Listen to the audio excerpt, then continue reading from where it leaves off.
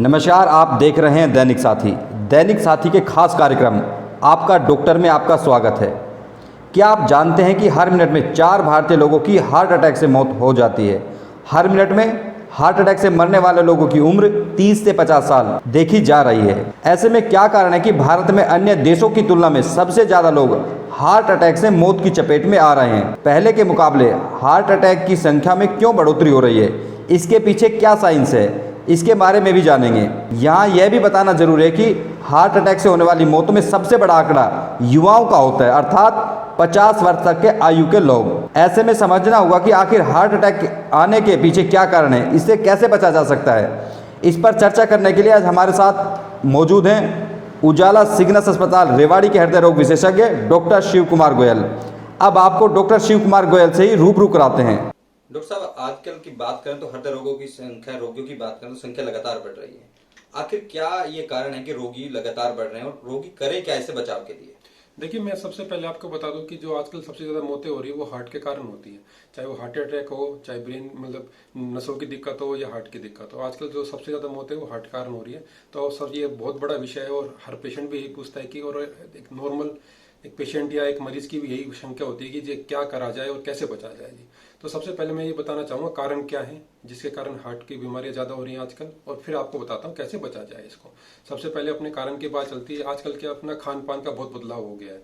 खाने में जैसे आजकल जिसे जंक फूड, पिज्जा, बर्गर कहते हैं, या और टाइप का खाना होता है, तला हुआ खाना, ये ज्यादा हो गया है खान पान में।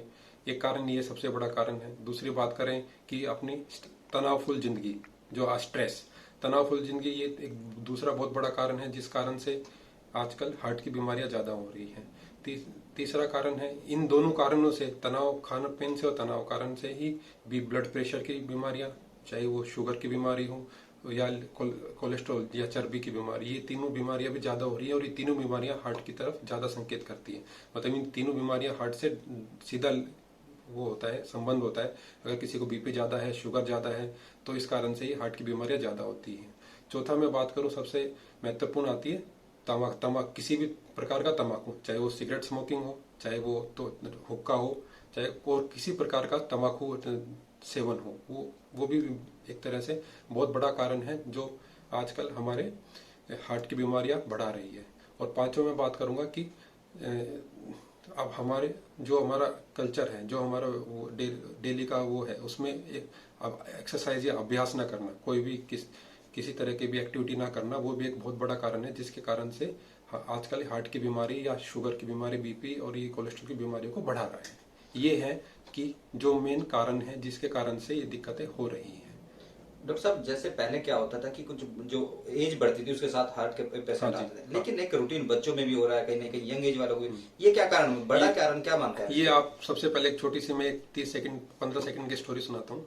पहले ऐसा होता था, हमारे पास जो पेशेंट आते थे, एक बेटा अपने पिताजी को लाता था कि मेरे पिताजी या मेरी माताजी को हार्ट की दिक्कत है। आजकल ये हम उल्टा देख रहे हैं कि एक पिताजी या कभी कभी दादाजी अपने पोते या बेटे को ला रहा है कि इसको हार्ट की दिक्कत है। तो ये बहुत ही चिंता का विषय है कि आजकल ऐसा हो रहा है। तो ये कुछ कारण जो मैंने बताए ये भी है, और एक सबसे बड़ा हिसाब से कारण है जिसे हम कहते हैं जेनेटिक, कि जो अपने हिंदुस्तानी लोग हैं वो, हम उसका कंपेयर करें यूरोपियन या अमेरिकन से, उनसे कहीं ज्यादा हार्ट की बीमारियों के लिए हम रिस्क ज्यादा है, हमें उनसे ज्यादा बहुत रिस्क है। मतलब हम हार्ट की बीमारियां हिंदुस्तानियों में होने की ज्यादा आशंका है।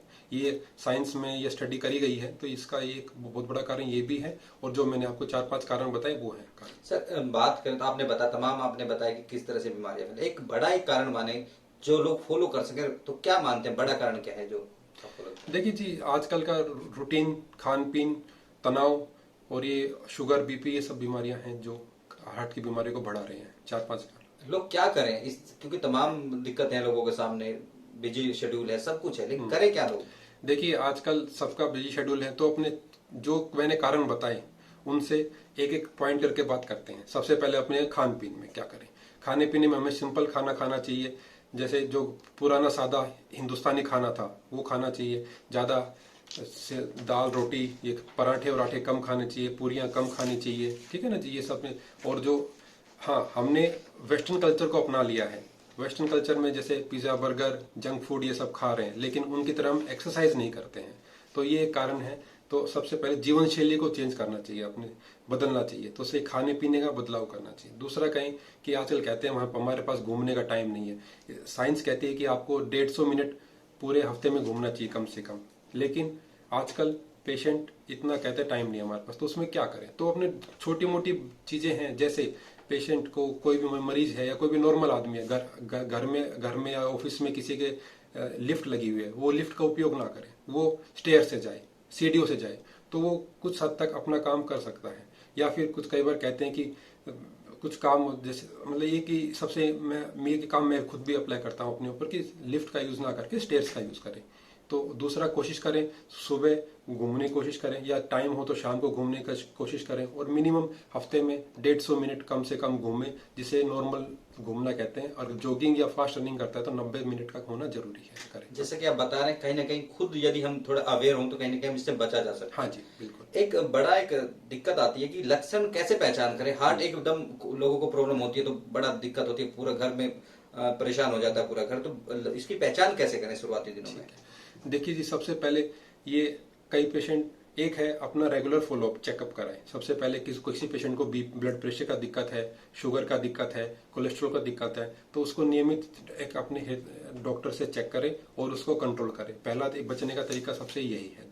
दूसरा, अगर बाई चांस किसी मरीज को, भगवान ना करे, अगर किसी को छाती में दर्द, एकदम से दर्द होता है, छाती का, हार्ट का दर्द बिल्कुल बीच में होता है, और ऐसा दर्द होता है जो कभी आपको महसूस नहीं हुआ होता, और 2-4 सेकंड का दर्द नहीं होता, दर्द होता है, साथ में घबराहट होती है, उस पेशेंट को पसीना आता है, और उसको ऐसा लगता है कि मतलब ऐसी ये सब महसूस होता है साथ में, तो ये एक बहुत बड़ा कारण होता है। ये इससे मरीज अपने आप को पहचान सकता है।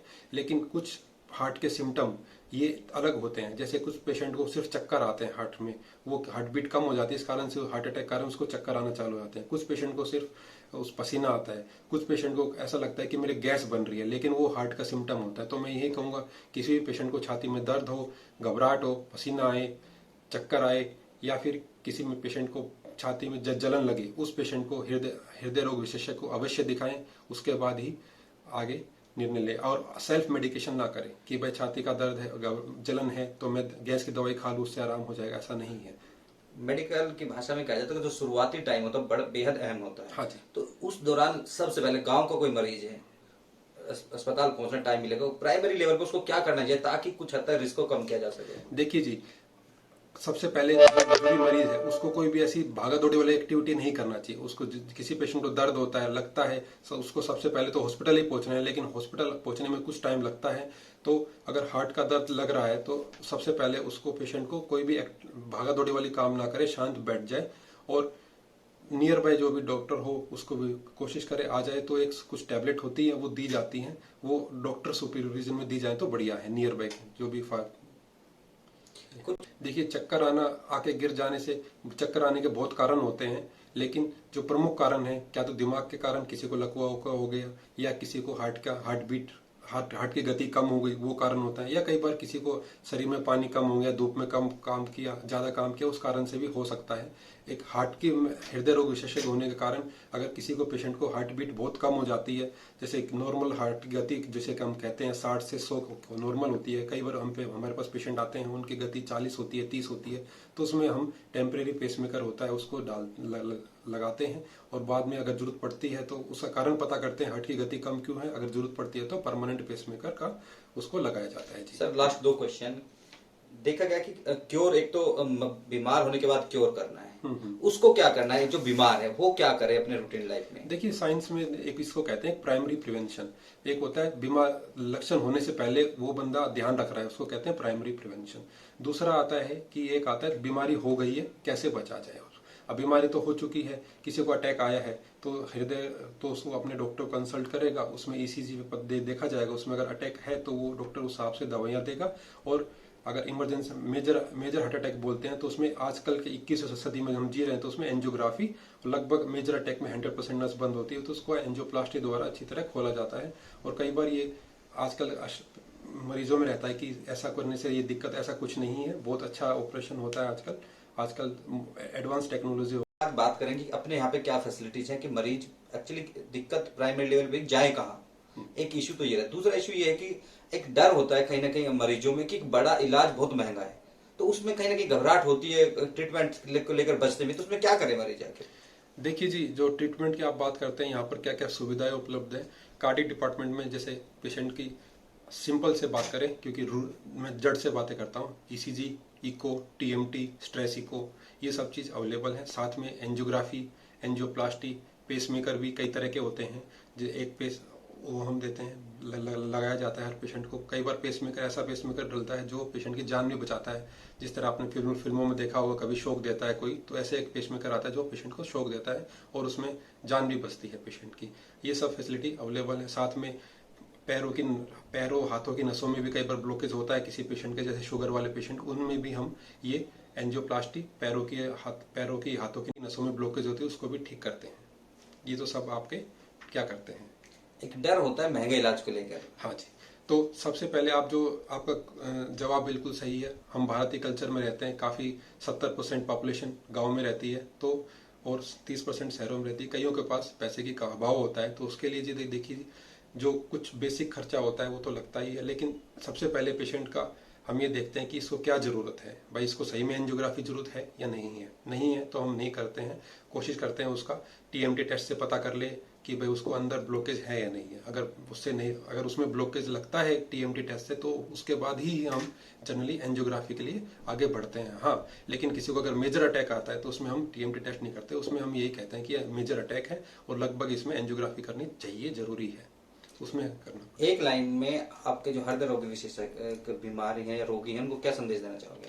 देखिए जी, मैं यही कहूंगा, जो भी हृदय रोगी मरीज हैं, सेवन ना करें, दवाई सही टाइम लें। अगर आपको शुगर, बीपी है, कोलेस्ट्रॉल है, तो उसको कंट्रोल करें और डॉक्टर से अनुसार दवाई लें।